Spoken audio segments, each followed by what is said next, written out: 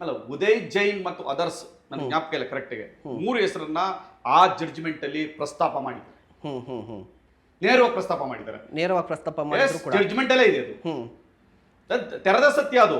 Judgment ಅಲ್ಲಿ ಬಂದಿದೆ ಹೆಸರು. ಅವ್ರನ್ನ ನೀವು ತನಿಖೆ ಮಾಡಿಲ್ಲ ಅಂತ ಜಡ್ಜೇ ಹೇಳಿದ್ದಾರೆ, ನಾನಲ್ಲ. I am not telling. Okay. The judgment is says the enquiry was not conducted by the CBI officers. The procedure was left by the CBI officers. Please take the enquiry against those officers. This mentioning in the judgment. ಆಯ್ತು, ತೀರ್ಪು ಬಂದಿದೆ, ಇದರಲ್ಲಿ ಲೋಪ ಆಗಿದೆ ಅಂತ ಗೊತ್ತಿದ್ರು ಕೂಡ ಮರುತನಿಕೆಗೆ ಯಾಕೆ ಮುಂದಾಗ್ತಾ ಇಲ್ಲ ಅಂತ ಒಂದು ಪ್ರಶ್ನೆ ಬರ್ತಾ ಇದೆ. ಇದಕ್ಕೆ ದೊಡ್ಡ ಹೋರಾಟನೇ ಬೇಕಿತ್ತ? ಕಾಮನ್ ಸೆನ್ಸ್ ಅಲ್ವಾ? ಯೋಚನೆ ಮಾಡಿದ್ರೆ ನ್ಯಾಯ ಮಾಡಬೇಕಿತ್ತು. ಒಂದು ಜಡ್ಜ್ಮೆಂಟ್ ಬಂದು ಆಲ್ಮೋಸ್ಟ್ 2.5 ವರ್ಷ ಆಗ್ತಾ ಇದೆ. ಇವ್ರ ಕೈಲಿ ಆ ಜಡ್ಜ್ಮೆಂಟ್ ಆಧಾರದ ಮೇಲೆ ಎನ್ಕ್ವೈರಿ ಮಾಡ್ಬೇಕಿತ್ತಲ್ಲ.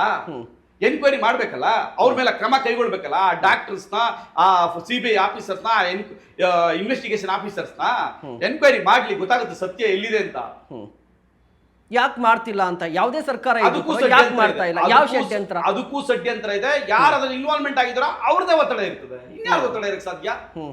ಯಾರು ಇನ್ವಾಲ್ವ್ಮೆಂಟ್ ಆಗಿದಾರೋ ಆ ಪ್ರಕರಣದಲ್ಲಿ ಅವರದ್ದೇ ಷಡ್ಯಂತ್ರ ಇರುತ್ತೆ. ಅದು ನಾನು ಹೇಳಕ್ಕಾಗಲ್ಲ.